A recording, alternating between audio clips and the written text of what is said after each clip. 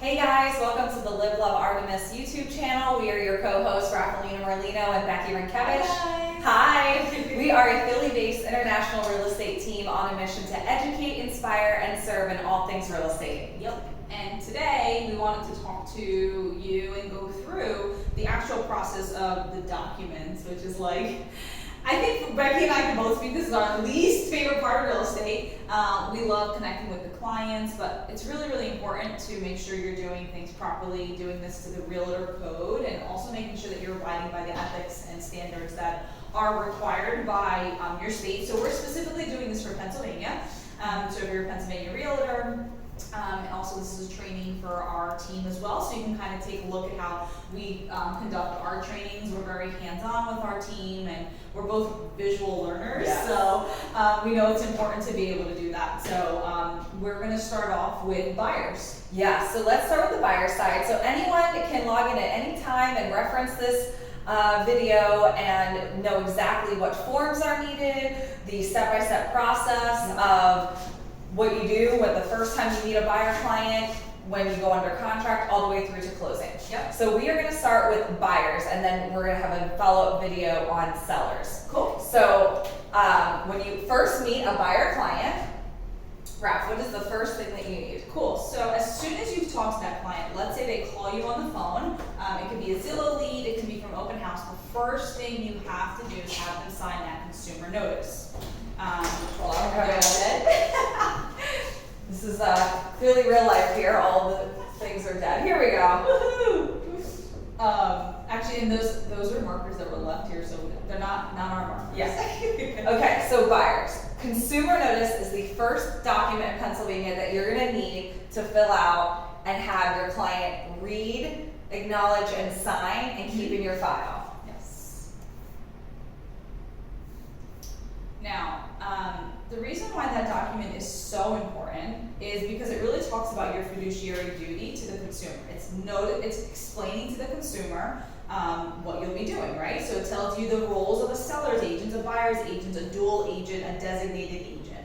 And then it walks through what the transaction would be like. It's a 2-pager, and what's really important is that you're putting your license number on it and you're getting a signature from, you have to sign it as well as the buyer. So this is upon your first touch, let's just say, first conversation. Yep, and it's not a contract. Some people, if they're new or they're first-time home buyers, it's not a contract. It's simply a notice, and it goes through the agent's role in the course of a real estate transaction and what to expect moving forward. Yeah. So that is very important. The first thing you want to get signed, and then you can keep it in your file, and then you just have one per client. You don't have to get it re-signed if you're looking at multiple properties. It's just one per buyer. And there's one line on this that's really important, and it's actually in bold. It says, before you disclose any financial information to a licensee, be advised that unless you select a business relationship by signing a written agreement, the licensee is not representing you.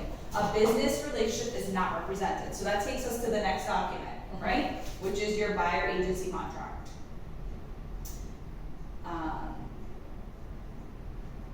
Cool. So Becky, tell us a little bit about this one. Yes, so the buyer agency contract is extremely important to get signed because this is the buyer authorizing you or hiring you to negotiate and work on their behalf. Yes. So it's 4 pages right now. They constantly are revising it. So they just actually revised it, and it's now a 4-page document.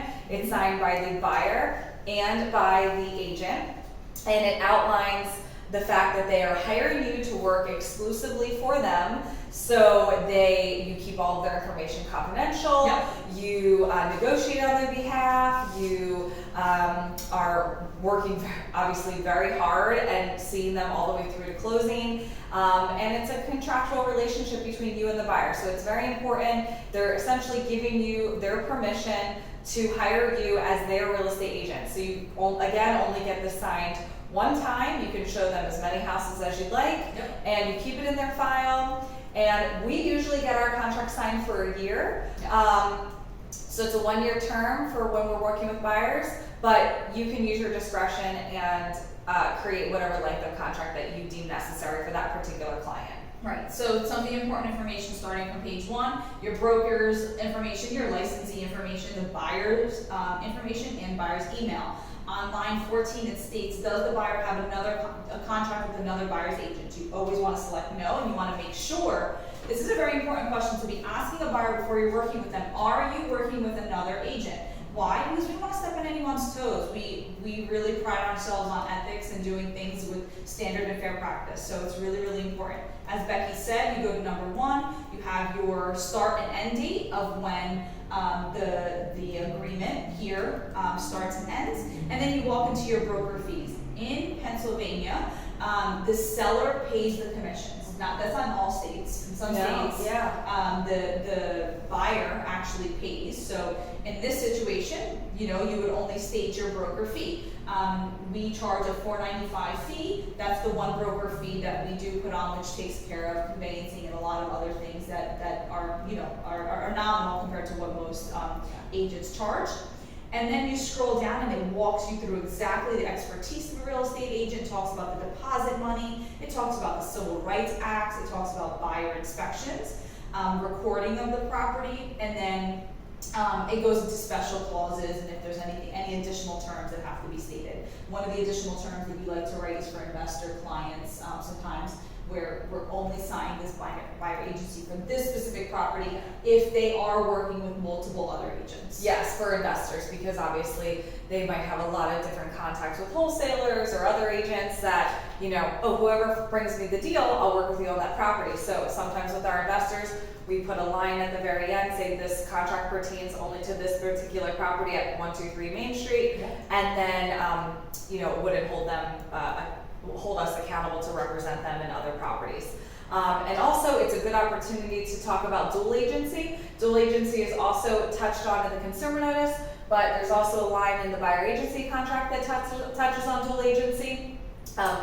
Dual agency is allowed in Pennsylvania. We actually frequently represent our clients in a dual agency aspect. So dual agency is when the agent that represents the seller also would represent the buyer. So in this case, having a team, it's very easy and still very ethical for us to complete a dual agency transaction. If Raffaellina is representing the seller of a property and I have a buyer and my buyer is interested in this property to purchase, then it's dual agency because the complete transaction is being done in-house with our team. So it's we talk about that in dual agency, in the buyer agency contract, and it gives you an opportunity to inform the client of what that is all about. Absolutely. Then we walk into buyer's financial information. This is a really important form as well. The reason why this is important is because it allows us to kind of get an overview of what the buyer's financials look like. Of course, the first thing you're doing after speaking to someone in regards to the consumer notice is you are making sure that they have a pre-approval or proof of funds if they're paying cash. Why is that important? Well, if we go out and we fall in love with a home, we can't afford to purchase this home, it's really a waste of the buyer's time. It can kind of be devastating. I know buyers that find out that they can't afford a home that they thought they could afford. It can actually be very emotionally devastating. So we want to make sure that we're being very clear from the beginning. We're always connecting people with lenders that we know and trust, but of course it's to the buyer's discretion who they choose to use. But Beck, run us through kind of what buyer's financial information kind of tells us about. Yes, it's a really good idea to obtain the BFI, the buyer financial information statement, at the time of your meeting when you get all of these papers signed, because you're going to have to get it done anyway when you're ready to write an offer, and it can take a good 10 to 20 minutes to fill out. And when you identify that house, especially in this current market that we're in, it is insane. Houses are flying off the market within hours. So you don't want to go to a house and be like, oh, I love it, let's write an offer, and then they have to fill out the BFI, get the pre-approval, and it could take hours, days, and then you lose the house. So you should gather all of your information and all of your paperwork at this initial meeting when you get everything else signed, so then you're good to go and you're ready to go to write the offer when the client finds the house that they love. So the BFI is a 2-page document, and it basically gives a snapshot of the client's financial profile and their current employment situation. So the first page just has a few questions about, are you using this house as a primary residence? Have you filed bankruptcy in the last 7 years? Do you have any back owed child support since 1999, I believe is the date? Are you obtaining the source of your down payment funds from anything else other than what is stated here? So it gives a chance to answer a few questions. Then there's a section that lists the client's assets. So you don't need to get any specific, like with bank account numbers or anything like that. Simply just list what their assets are. Checking account, X amount of dollars. Savings account, X amount of dollars. 401k, IRA, X amount of dollars. Yep. Then you go into the liability section. So that would be a car payment, a student loan payment, a credit card payment, whatever the liability section is. And then there's a section at the very bottom of page 1 that has real estate owned. So if you currently own any other real estate, what's the address? What's your mortgage balance on it if you have a mortgage? What's the value of the property? And then you go into page 2, and that's your employment information. So that's where you fill out where you're currently employed, what your salary is, if you have any bonuses or dividends that you get paid out, and what your total amount is that you bring in annually. I love that you're doing this without even looking at it. You can say I've done it a few times. I'm actually laughing right now because I'm like, this girl has not missed a thing. I'm like, okay. I can pretty much do this in my sleep. But yeah, and you guys will all get to this level of expertise eventually when you're doing this for 8 years and you've sold over 400 houses. Yes. And you filled this out quite a few times. You'll eventually get there. So, and then annual income. Yes, exactly. So then all parties sign. So if you have one buyer, if you have 2 buyers, if you have more than 2 buyers, you're going to have to get a second BFI, but every single buyer that's going to be on the agreement of sale has to fill this out, and you present this to the listing agent when you write your offer, along with your pre-approval and all of your other offer docs. Yeah. So that's prior to, so now we have all this information, and let's just write pre-approval under there, or pre-approval or proof of funds, just to make sure. So your pre-approval is when you're obtaining a mortgage on a property. Proof of funds would be if you're paying cash. Yeah. So proof of funds can come in any different, many capacities, whether it's a bank statement that has a current balance of what the funds are in a checking account, savings account, or if you're uncomfortable with providing that, you can always get a letter from your bank stating, you have excess amount of these dollars, or you can get a letter from your accountant as well to verify your assets. Yep. So, and so now this is prior to, so then we have all this stuff, this in an ideal world, the buyer called us, we met, we sent them a consumer notice, we went through our buyer's listing presentation, right, to a presentation so that we can talk to them about who we are, right, before we get married here, let's understand who we both are, make sure that we're the right fit for you, and then from there, we're having you fill this out, making sure that we're suited to find the home. From there, we're creating a search for you, obviously finding you the right homes, and now we're taking you out to check out the home. This is the fun part, right? Yeah. So we go out, we preview homes together, we're going out, and we find that home, we find the perfect home, and now we're ready to put an offer in. Yes. So now we walk into step 2. All right, so now you found the home and you're ready to write an offer. Yes. And some people are like, if you're newer to real estate, what paperwork do I need? What documents do I need? So this is where you can find all of those answers. Offer documents. And this is the same for, essentially, right, for buyers and sellers. It's just you're just filling out different aspects of these documents, right? So we'll walk through kind of, so this is for buyers under contract. And then we'll also be, there's a video up as well for sellers. So we start with the standard agreement of sale. What's kind of the most important aspects of this? So starting from page 1, of course, it's all the parties' information, right? The brokers, the agents. It goes into the property address, the deed, and book number. So these are things that you would find on public record on the MLS. And then you go in and you fill out all the information of the 2 parties. This is where you'll be able to talk about who's the seller's broker, who's the buyer's agent, and then if there's dual agency, you can mark that on here as well. And it talks about dual agency. And then the agreement. You date the agreement, the date that obviously the date that you're putting the agreement of sale together, the purchase price, and then the initial deposit. And Becky, we typically say the deposit is anywhere between 2 and 3% of the purchase price. Yep. Is standard in Pennsylvania. And typically within 5 business days of the contract being executed, you submit the first amount, which is anywhere between 0.5% and 1%. And then after you're complete with all of your inspections, so 15 days later, you deposit the remaining amount. Yeah. And then those funds are just applied to what you owe at closing, and then you get it back. It's held in a non-interest bearing escrow account at the listing agent's brokerage most of the time. Yeah. So. Yep, and then seller assist. So this is if you were to say, hey, we want $5,000 from the seller in order to put towards our closing costs. And then it goes to settlement date. What date are we settling? You know, what day are we're taking possession of the home? It then walks through to the acceptance date. So if we wrote the offer on Monday and we're giving the seller until say Wednesday to decide, then that's the date of expiration in a sense, right? So if it's not signed before that date, then the offer is null and void. It goes through a zoning classification, which here in Philadelphia is really important because the difference between an RSA 5 single family home and an RM1 multifamily home it's basically having 2 residents as opposed to 1 on a property there. It goes into fixtures. What's included, what's excluded? Is the washer and dryer included? If it's new construction, we're expecting the seller to include washer and dryer, we'll put that in there.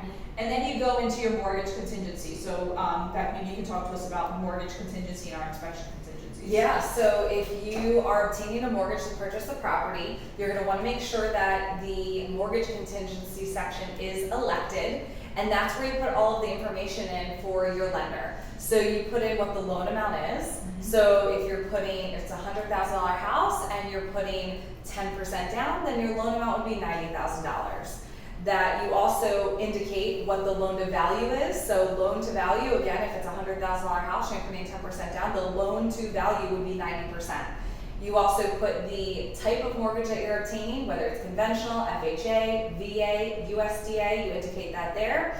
And then you also put the lender's contact information in. So I always write in the company that we're working with and the lender's name. And then finally, there's a range for the interest rate that the lender is committing to provide the buyer. Yes. So it's I usually put about a 0.5% range. So right now rates are insanely low. So you can get a 30-year conventional fixed mortgage for 2.625%. I think I just locked in a client yesterday. Right. So then we would up, the range would be 2.625% up to 3.125%. I think I did that right? So that would be a 0.5 percentage point. So you put that in there as well. And then right below that mortgage contingency section, you put when the mortgage commitment would be due to the sellers and listing agent.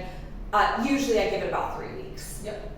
Yeah, so, and that's an important date because it's basically when the bank is stating that they will provide the mortgage, the underwriting has gone through, we're ready to close at that point. So you want to give ample time.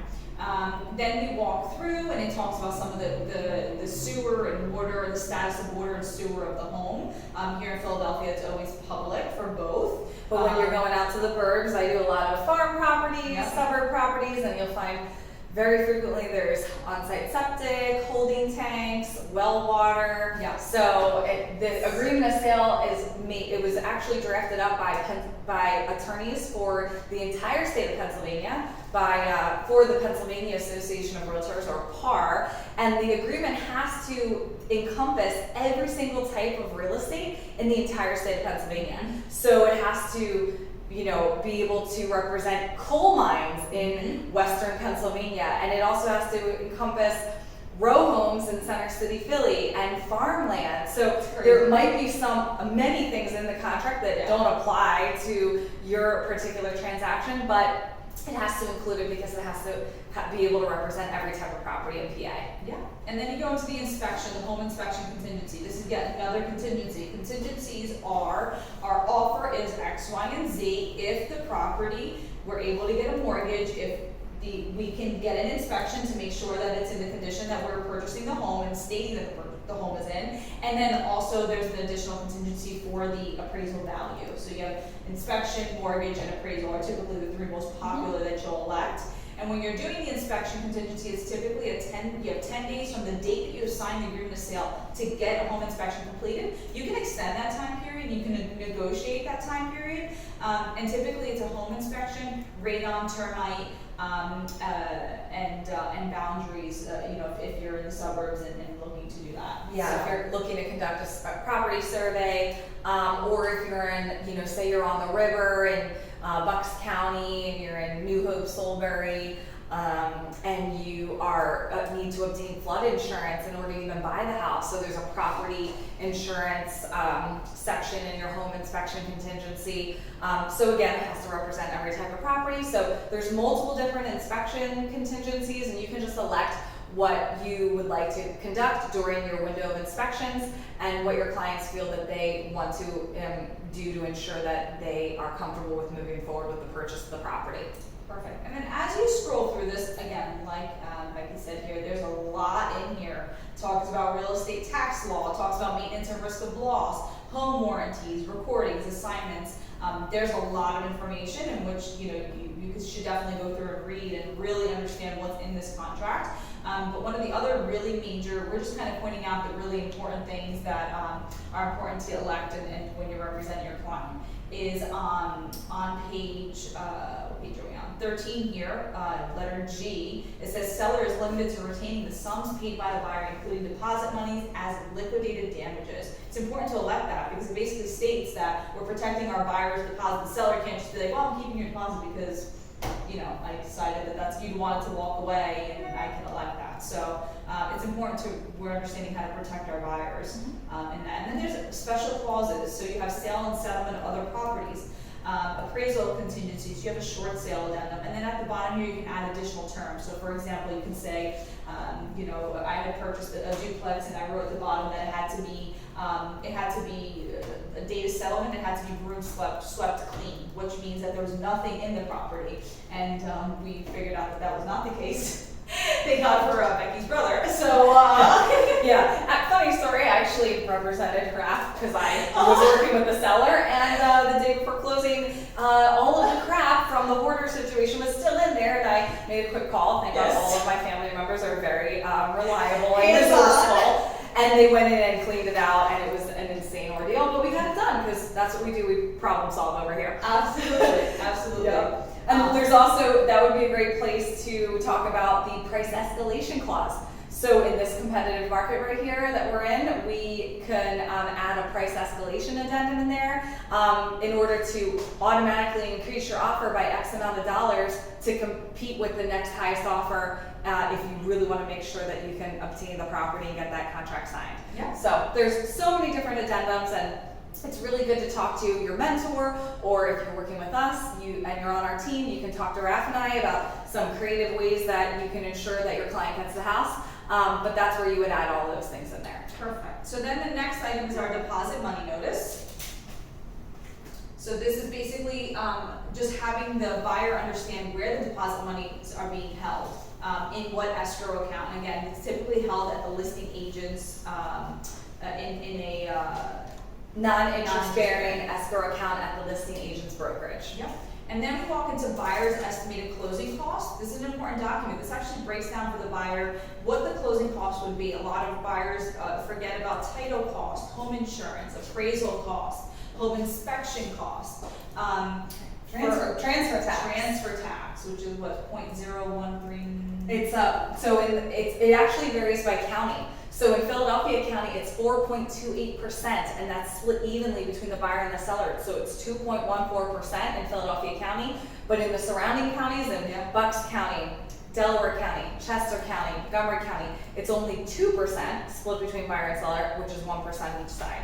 Yep. So then you have, and so those are items, we typically have that pre-filled because a lot of the cost of title, your appraisal is typically about $500, your home inspection can range anywhere from $500 to $800 depending on if you get a sewer scope done, radon, termite, and the standard home inspection, and depends on the size of the home. And the type of home, because if you're out in the burbs and you want to get a hydraulic load test done and an on-site septic system, that's another $400, well water test if you're on well water. So that could range. Right. And so there is a great tool in our MLS that can create the buyer estimated closing costs for you, but a lot of times I actually resort back to our lender, and I have the lender prepare what is called, in their terms, it's called the loan estimate, or the LE. So I let the lender actually do that because their figures are going to be much more accurate than ours, since we're not lenders and that's not our area of expertise. So you can certainly create the document that's available to you on the MLS, but the lender I usually let take care of that, and then they get it right from the lender, and then we just have the client sign acknowledging that they did see the breakdown of costs. Perfect. And then we walk into addendum. So if you have an appraisal contingency addendum, or if you have, the notice of another property, if your home is contingent upon your home that you live in right now selling, which in this market right now is really difficult to present to a seller because it's multiple offer situations. And then we have our cooperating broker compensation letter. This is where us, as the realtor representing you as the buyer's agent, lets the listing agent know that the MLS told us that there's X percentage that is paid to our brokerage. And then there's aside from that, the agreement of sale states that you should receive a brochure for protect your family from lead in your home and getting a home inspection. So there's 2 forms there that you should read through, and it's very, very important to understand the importance of a home inspection. You should never be purchasing a home without that, and if you do, then you also would sign the seller's disclosure, which is the seller's way of disclosing what's happening in the property, and the lead-based paint disclosure if the home was built prior to 1978. So I think we have everything on there, right? Yeah, so this is what you are going to submit when you are sending your offer over to the listing agent. The only other thing you're going to add is so you're going to take from the other side of the board, you're going to take your pre-approval. You're going to send that over. You're also going to send the BFI, the Buyer Financial Information Statement. And then finally, in a super competitive market, you might want to get your buyers to write a personalized letter. Yes. So, I love that. Raph, you want to talk about what that would be? It's just a really, this is kind of the part of real estate I think that we love the most is when a buyer talks about how they envision themselves in the home, who they are, why they want this home. I think for a seller who has lived in a home picture for their entire life and raised their children in there, and to hear that a buyer's coming in and maybe they're going to be raising a family there as well. And sometimes, sellers may not want to sell to an investor who's just going to demo their home that they lived in for many years and all the memories and just going to rebuild it. Maybe, and for top dollar, maybe they want someone who's going to live in it and cherish it and enjoy it the way that they did. So I do think that that's a beautiful way. I know Becky has a lot of her buyers do that, which I really, really love. It kind of brings that personalized touch. And that has actually worked for actually very offers. recently I had a handful of clients where it was 5 offers, 10 offers, 15 offers, and while my client may not have been the highest in terms of dollar value, the letter they were able to provide to talk about what they did for a living, how they're going to love the home,